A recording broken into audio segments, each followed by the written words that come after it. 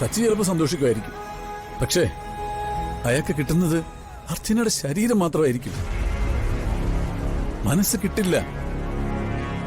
അയാളുടെ പഴയ അർച്ചന കിട്ടില്ല.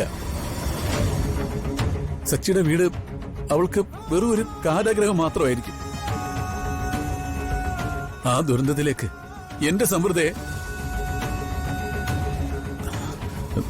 സോറി, അർച്ചനെ പറഞ്ഞുവിടാൻ ഞാൻ തയ്യാറില്ല. സാറ് പറയുന്ന ഈ ലോജിക്ക് എനിക്ക് മനസ്സിലാവും. പക്ഷേ താളം തെറ്റി അയാളുടെ മനസ്സിന് എന്ത് ലോജിക്ക്?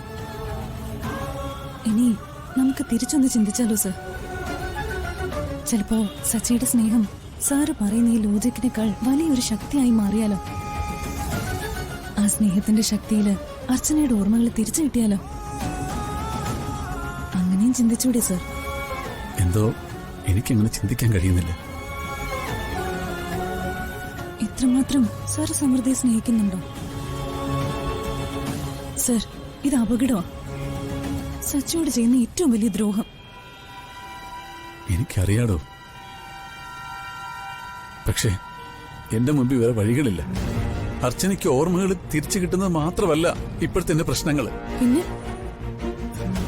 സമൃദ്ധ എന്റെ ആരുമല്ലാന്ന് എനിക്ക് എന്റെ മനസ്സിനെ പറഞ്ഞു പഠിപ്പിച്ചേ പറ്റൂ. പക്ഷെ അതിന് സമയം വേണം. ആരതി, അർച്ചനെ ഞാൻ സച്ചിക്ക് തിരിച്ചു കൊടുക്കാം. പക്ഷെ ഒരല്പം സാവകാശം. അതുവരെ ആരതി സച്ചിയെ പറഞ്ഞു നിർത്തണം. മറ്റാര് പറഞ്ഞാലും സച്ചി കേൾക്കില്ല. പക്ഷേ താൻ പറഞ്ഞാൽ കേൾക്കും. കാരണം നിങ്ങൾ തമ്മിലുള്ള സ്നേഹം ഞാൻ നല്ലപോലെ മനസ്സിലാക്കിയിട്ടുണ്ട്. ഒരു നിമിഷമെങ്കിലും അർച്ചനയെ സച്ചിക്ക് തിരിച്ചു കിട്ടാതിരുന്നെങ്കിലെന്ന് ആരതി ആഗ്രഹിച്ചിട്ടില്ലേ? ആരതി, കൊടുത്ത സ്നേഹം നഷ്ടപ്പെട്ടവരാ നമ്മൾ രണ്ടുപേരും. ഈ കാര്യത്തില് ആരതി എന്നെ സഹായിച്ചേ പറ്റൂ. എനിക്ക് സാറിന്റെ അവസ്ഥ മനസ്സിലാവും. പക്ഷെ സച്ചി ഇപ്പൊ ജീവിക്കുന്നത് അർച്ചനെ തിരിച്ചു കിട്ടുന്ന പ്രതീക്ഷയില്ല. അതിനിടയില് സാറിന്റെ അവസ്ഥ ഞാൻ എങ്ങനെ സച്ചി പറഞ്ഞ് മനസ്സിലാക്കും? എനിക്കറിയില്ല സർ.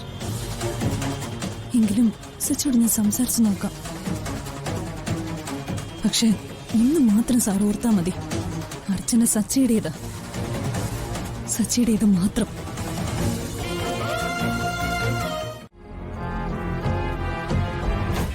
അച്ഛനമ്മ പുതിയ കോട്ട വാങ്ങി അലമാരി വെച്ചിട്ടുണ്ടല്ലോ. ഇത് പഴയ കോട്ടല്ലേ? പുതിയ കോട്ടോ? എന്നിട്ട് എവിടെ? അമ്മയുടെ അലമാരിയിൽ ഒരു പുതിയ കോട്ട ഇരിപ്പുണ്ട്.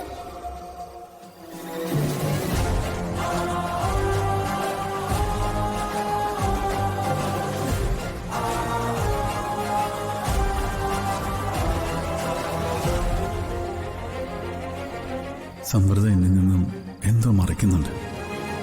ആ പർദ്ദ അയാൾ എന്തിനാണ് സൂക്ഷിക്കുന്നത്? ഇനി എന്തെങ്കിലും ആൾമാറാട്ടം നടത്താനാണോ? അതോ അവള് പറഞ്ഞതുപോലെ വെറുതെ ഒരു കൗതുകത്തിന് വാങ്ങിയതാണോ?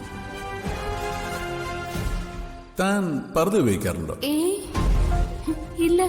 പിന്നെ തനിക്ക് തന്നു കിട്ടി?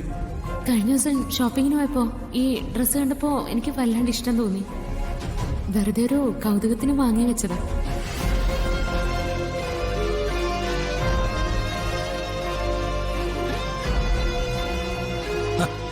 ആളെ ഇതുവരെ ഉറങ്ങിയില്ലേ? അമ്മേ, എനിക്ക് ഉറക്കം വരുന്നു. നമുക്ക് കിടക്കാം. എന്തു പറ്റി അമ്മേ? ഞാൻ പറഞ്ഞത് അമ്മ കേട്ടില്ലേ? നമുക്ക് ഉറങ്ങാം. അമ്മ എന്തായി ആലോചിക്കുന്നേ? മോള് കിടന്നോ? അമ്മയ്ക്ക് ഉറക്കം വരുന്നില്ല. എന്താ അമ്മേ? അമ്മയും കൂടെ വന്നാൽ എനിക്ക് ഉറക്കം വരത്തുള്ളൂ. അമ്മ വാ വാ അമ്മേ. എന്താ അമ്മൂട്ടി? എന്തിനാ അമ്മക്കുട്ടി അമ്മയുടെ വഴക്കൂടുന്നേ? ഈ അമ്മ ഉറങ്ങാൻ വിളിച്ചിട്ട് വരുന്നില്ല അമ്മേ. നിനക്കത് എന്താ പറ്റി പെണ്ണെ? വന്നപ്പം മുതല് വല്ലാത്തൊരു ആലോചനയിലാണല്ലോ. എന്തെങ്കിലും പ്രശ്നമുണ്ടോ ഓഫീസില്? എന്ത് പ്രശ്നം? ഒരു പ്രശ്നമില്ല. പിന്നെ നീ എന്തിനാ ഇങ്ങനെ ഇഞ്ചി കടിച്ച പോലെ ഇരിക്കുന്നത്? കൊച്ചു വിളിക്കുന്ന നീ കേൾക്കുന്നില്ലേ? രാവിലെ പോകേണ്ടതല്ലേ, കിടന്നുറങ്ങിക്കൂടെ? ആ കിടക്കാം. അമ്മ ചെല്ല. മോള് കിടന്നോ?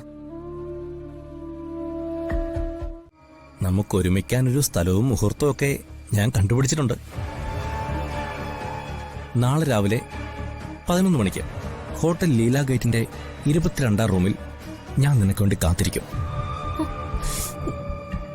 നീ വരണം. ഇല്ല, അത് നടക്കില്ല. ഞാനൊരു ഭാര്യയും അമ്മയുമാ. ഇത്രയ്ക്ക് വൃത്തികെട്ട മനസ്സാ നിങ്ങളുടേതെന്ന് ഞാൻ അറിഞ്ഞില്ല. എനിക്ക് നിങ്ങളുടെ ജോലിയും വേണ്ട, ഒന്നും വേണ്ട. ഞാൻ എന്റെ പാട്ടിന് പോവാ. നീ ഒരിടത്തും പോവില്ല. നീ വരും. ഇല്ലെങ്കിലേ എന്റെ ഫോണിലുള്ള മറ്റേ ചിത്രങ്ങളും വീഡിയോകളും ഒക്കെ നാട്ടുകാർ കാണും. സോഷ്യൽ മീഡിയയിൽ അതൊന്ന് അപ്ലോഡ് ചെയ്ത് കൊടുത്താലുണ്ടല്ലോ, അതങ്ങ് വൈറലായിക്കോളൂ. അങ്ങനെ എന്തെങ്കിലും സംഭവിച്ചാ ഞാനും എന്റെ കുടുംബവും ആത്മഹത്യ ചെയ്യും. അത് സംഭവിക്കാതിരിക്കാനാണ് ഞാനത് പറഞ്ഞത്. ആ ഫോട്ടോകളും വീഡിയോ ഒക്കെ എന്റെ സുരക്ഷിതമായിരിക്കും. ഒന്നും കൊണ്ട് പേടിക്കണ്ട. ഞാൻ പറഞ്ഞ സമയത്ത് നീ അവിടെ എത്തിയാൽ മതി. അപ്പോ നീ പണം എടുത്തോ. ഇനി എത്ര വേണമെങ്കിലും ഞാൻ നിനക്ക് തരാം. നീ ഒന്ന് സമ്മതിച്ചാൽ മാത്രം മതി.